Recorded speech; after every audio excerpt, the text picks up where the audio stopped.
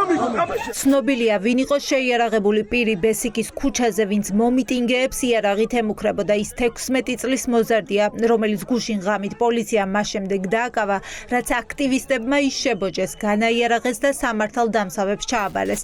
გელაძის უწყება ამტკიცებს, რომ მოზარდს სავარაუდოდ პნევმატური იარაღი ჰქონდა, რომლის ტარების უფლებაც მას არ აქვს.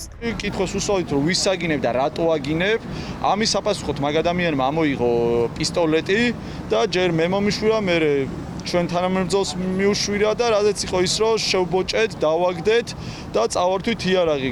მე ანუ ტანსაცმელზე მოვკიდეთ, ჩავავლეთ და გამოვიყვანეთ ქუჩაში და დავაგდეთ გარეთ, იმიტომ რომ თვითონაც რაღაცა ფართხალებ და რაღაცა დავაგდეთ, ჩავაბარეთ იდეაში პოლიციას. დაპირისპირება ბესიკის ქუჩაზე ღამით დაახლოებით 10 საათისთვის დაიწყო, როდესაც საზოგადოებრივი მაუწყებლიდან წამოსულმა შავებში ჩაცმული პირები დახვდნენ და შეურაცხყოფას აყენებდნენ. მოგვეცით ჩდენება, გამოძიება დავიწყებთ ახლა შეგროვების საფუძველზე. იცი ხო პროცედურები როგორც გავა? პროცედურა ვიცი შემდეგნაირად. ვიდეოზია ყველაფერი დაფიქსირებული. ვიდეო კამერები არ მაქვს სასამოიღებს არ არის. ლევან ჯობავა ერთ-ერთია, ვინც შეიარაღებული პირი გაანეიტრალა, იარაღი წაართვა და პოლიციას გადასცა. ახლა ის მაგისტრი მოსამართლის თანდასწრებით გამოკითხვას ელოდება. არ ვიცნობ არავის, აი რაღაცა მას რო უერთდებოდი, მაშინ გამოჩნდნენ და თქვენს რომ ეს იარაღიო ცეცხლსასროლი არ იყო და ხო პოლიციამ რა იყო, რა მოგივიდაო ცეცხლსასროლი კი არ არისო და იარაღს რო ხედავ, მე ვერ ვცნობ ეს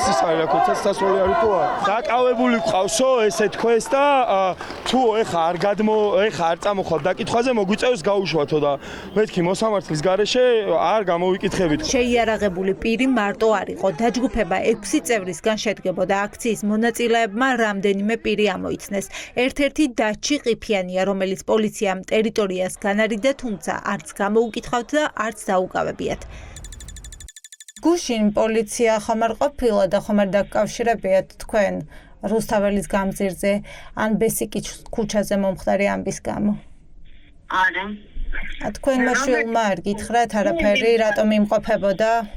არა. რატომ იმყოფებოდა გრძელიძესთან და კიდევ რამდენიმე მეგობართან ერთად და რატომ აგინებდა აქტივისტებს? არ ვიცი. გრძელიძე თუ არის თქვენი შვილის მეგობარი, ან თქვენი შვილი გუშინ რუსთაველზე და ბესიკის ქუჩაზე რას აკეთებდა? პოლიცია არ შეეხმიანა? აქციის მონაწილეებმა გაარკვიეს, რომ თავდასხმისა და დაპირისპირების პროვოცირებისთვის მობილიზებული ჯგუფები დაკავშირებულები არიან ეგრეთ წოდებულ ბერგმანთან. სწორედ იმ დაჯგუფებასთან, რომლის ერთ-ერთი ლიდერიც 30 წლის ლევან აბესაძეც დაკავებულია 15 წლის მოზარდის წამების ორგანიზების ბრალდებით. სწორედ ამ ჯგუფებს მომიტინგეების მტკიცებით პოლიცია ეგრეთ წოდებულ ტიტუშკებად იყენებს. ნახეთ კადრები, როგორ ცხელითელ გადახროვლებით გადაიყვანეს მეორე კიდე ტიტუშკა ასე ვთქვათ.